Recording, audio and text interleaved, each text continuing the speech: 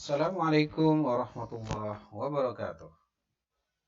Selamat bergabung dalam materi pengantar fikih ibadah. Semoga kalian semua dalam keadaan sehat dan dapat mengikuti materi ini dengan baik. Kali ini kita akan bahas pengertian apa itu fikih. Fikih dan pengertiannya, al-fiqhu fil lughah. Fikih dalam pengertian bahasa adalah al-fahmu, yang artinya memahami. Jadi kata fikih ini memiliki makna memahami. Qaulullah ta'ala an qaumi Syu'aib. Ya, Allah berfirman tentang kaum Nabi Syu'aib. Ma nafqahu katsiran mimma taqul. Kami tidak banyak mengerti tentang apa yang kamu katakan itu. Jadi istilah fikih yang tadi kita sebutkan di atas sesuai dengan pengertian yang ada dalam surat Hud ayat 91, ma nafqahu katsiran mimma taqul. Jadi kata nafqah dalam ayat ini memiliki pengertian yang sama dengan memahami atau di sini didefinisikan sebagai mengerti. Itulah pengertian fikih dari sisi bahasa. Selanjutnya, pengertian fikih secara istilah. Wal fikhu fil istilah. Al-ilmu bil ahkami syar'iyyah al-amaliyah al-muktasabah min adillatiha at-tafsiliyah. Nah, fikih secara istilah, ilmu tentang hukum-hukum praktek syariat yang diperoleh dasarnya dari dalil-dalil terperinci. Jadi ilmu tentang hukum-hukum praktek syariat yang dimaksud adalah praktek-praktek peribadatan. Mulai dari thaharah, apa itu hukum najis, macam najis, kemudian bagaimana membersihkan hadas, termasuk diantaranya juga bagaimana tata cara berwudu, syarat rukunnya, dan apa saja yang membatalkan, kemudian tayamum, dan lain sebagainya.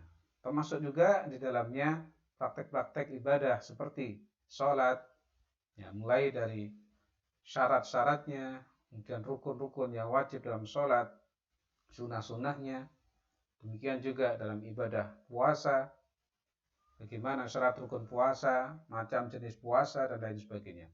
Kemudian juga zakat, macam jenis zakat seperti zakat fitrah, zakat mal, zakat ijarah, dan lain sebagainya. Kemudian juga masalah nisab, kemudian haul, kemudian al-mustahik, dan juga dalam masalah haji, ya, pembagian tata cara pelaksanaan haji, kemudian syarat rukunnya, sunnah-sunnahnya, ya, bahkan juga dalam pelaksanaan umroh. Nah, itulah yang dimaksud dengan hukum-hukum praktek syariat yang diperoleh dasarnya dari dalil-dalil terperinci. Artinya, semua praktek hukum syariat itu memiliki dalil yang sudah dirincikan. Nah, dalil-dalil terperinci itu apa saja? Ya, kita lihat di sini, ya, sumber dasar dari fikih yang pertama adalah Al-Quran. Ya, kita semua tentu tahu bahwa Al-Quran adalah sumber dari segala sumber hukum yang ada dalam agama Islam.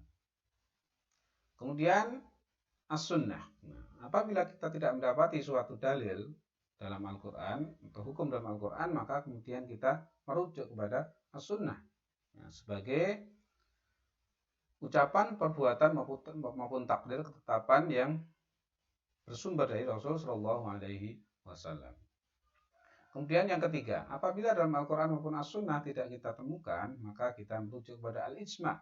Ijma ini bisa ijma us-sahabah, tabi'in. Jadi apa yang telah menjadi kesepakatan di kalangan para sahabat, ya, ataupun juga di kalangan para tabi'in. Nah, apabila pada ketiga sumber ini tidak kita dapati, maka kita bisa merujuk kepada al-qiyas. Ya, kita menggunakan analogi. Ya, menganalogikan suatu masalah dengan hukum yang telah ada sebelumnya. Nah, inilah keempat sumber dasar dalam fikih. Selanjutnya, tema bahasan fikih. Nah, apa saja sih tema bahasan dalam materi fikih? Ya, disebutkan di sini maudhu'ul fiqh af'alul mukallifin minal ibad ala nahwin 'amin wa syamil. Fahuwa yatanawal ilaqatul insan ma'a rabbih wa ma'a nafsih wa ma'a mustama'i. Jadi tema fikih adalah perbuatan para mukallaf, yaitu manusia yang mereka diberikan beban untuk menjalankan perintah agama. Nah, tentu di sini adalah mereka yang memiliki akal sehat, tidak orang gila. Kemudian juga mereka yang telah balik atau tidak dalam keadaan kondisi tidak sadar seperti orang yang sedang tidur atau mereka yang sedang pingsan. Dan juga mencakup, artinya mencakup ya, seluruh kelompok yang disebut dengan mukallaf dari manusia, baik laki-laki maupun juga perempuan, dengan syarat yang tadi sudah disebutkan. Yatanawal ilaqat al-insan ma'rabbih, ya, meliputi hubungan manusia dengan Tuhannya, artinya yang sifatnya adalah hubungan vertikal. Hablum minallah, ya, jadi manusia diciptakan oleh Allah sehingga manusia memiliki hubungan secara vertikal kepada Sang Pencipta. Nah, seperti sholat, ini adalah hubungan secara vertikal. Dan juga hubungannya dengan dirinya. Artinya hubungan seorang manusia dengan dirinya. Bagaimana dia memiliki tanggung jawab terhadap jiwa atau diri yang telah diamanahkan oleh Allah SWT pada dirinya sendiri. Ya, dan juga hubungannya dengan masyarakat secara umum atau yang dimaksud dengan hablum minanas.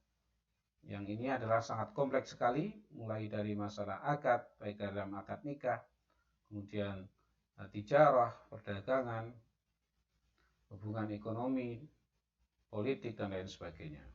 Yang cakupannya sangat luas dalam berbagai sisi dan segi kehidupan. Wa yatanawalul ahkam al-amaliyah wa ma yasdur anil mukallaf min aqwalin wa af'alin wa uqudin wa tasarrufat. Dan meliputi hukum-hukum praktis dan yang bersumber dari mukallaf. Jadi hukum-hukum praktis yang memang dilaksanakan dalam kehidupan sehari-hari dari mukallaf, baik berupa ucapan ya, seperti doa-doa, ya, doa-doa dalam sholat atau doa-doa dalam haji dan umroh.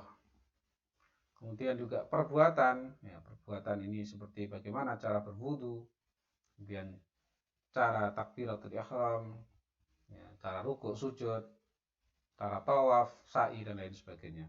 Kemudian juga akad dan transaksi. Nah, akad ini seperti tadi, yaitu akad dalam nikah, akad dalam jual beli, ya, dan juga hukum-hukum terkait dengan transaksi, ya, transaksi perdagangan, tijarah, transaksi dalam wakaf, hibah, dan transaksi-transaksi yang lain. Selanjutnya, buah dari mempelajari fikih. Samratu ilm al-fiqh. Ya, ma'rifatul fiqhi wal 'amalu bihi. Tuthmir syarahul mukallaf wa sihhatu ibadatihi wa istiqamatu sulukih. Jadi buah dari mempelajari fikih adalah mengetahui fikih dan melaksanakannya. Jadi itu adalah mengetahui apa itu yang ada dalam cakupan bahasan fikih. Nah, sehingga dengan kita mengetahui, maka kemudian bisa melaksanakannya, ya, mengetahui bagaimana fikih sholat, maka kemudian bisa melaksanakan sholat dengan benar.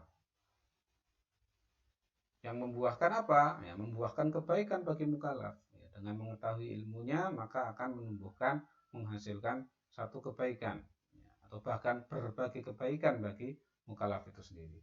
Kemudian juga menjadi sahnya ibadah. Ya, dengan tahu ilmunya, maka syarat rukunnya akan terpenuhi sehingga ibadahnya menjadi sah.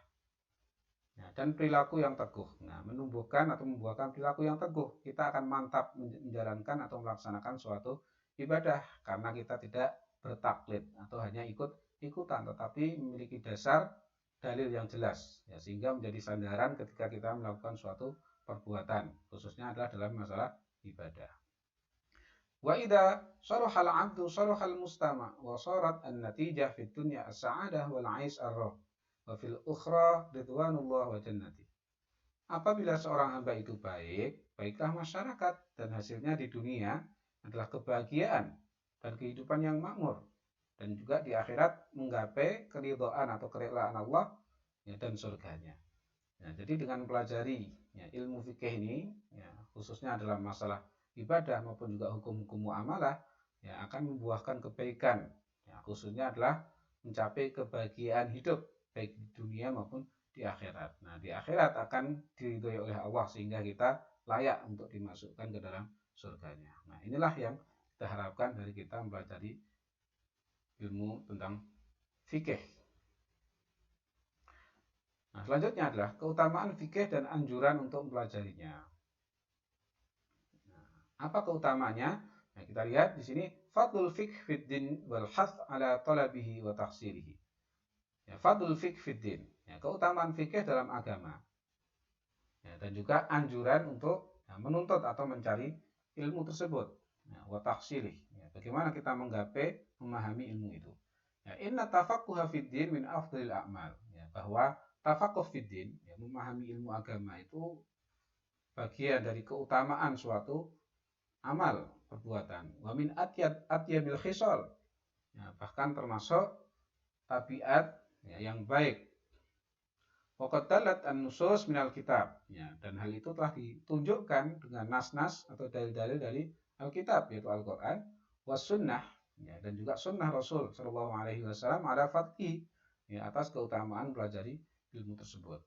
Wal hathu alaihi, dan juga anjuran-anjuran dalam menggalakkan ya, upaya untuk mempelajari ilmu fikih. Nah, di antaranya adalah dalam Al-Qur'an surat At-Taubah ayat 122 ya, dianjurkan kita untuk melakukan tafaqquh fiddin, ya, pelajari fikih artinya memahami agama.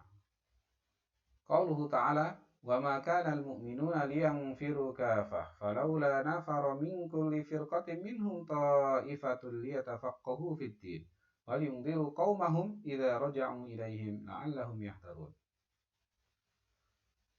Maknanya tidak sepatutnya bagi mukminin itu pergi semuanya ke medan perang. Mengapa tidak pergi dari tiap-tiap golongan di antara mereka beberapa orang untuk memperdalam pengetahuan mereka tentang agama dan untuk memberi peringatan kepada kaumnya apabila mereka telah kembali kepadanya supaya mereka itu dapat menjaga dirinya. Nah, jelas dari ayat ini bahwa ya, memperdalam pengetahuan atau tafaqquh fiddin ya, khususnya dalam masalah agama ini memiliki keutamaan bahkan sebanding dengan jihad. Nah, sehingga dalam ayat ini ya, tidak seharusnya semua kaum mukminin itu pergi ke medan perang ya, tetapi ada sebagian yang mau menuntut ilmu, memperdalam ilmu agama ya, sehingga dengan menuntut ilmu agama bisa memberikan peringatan, mengajak orang lain untuk melakukan kebaikan, menjalankan praktek ibadahnya.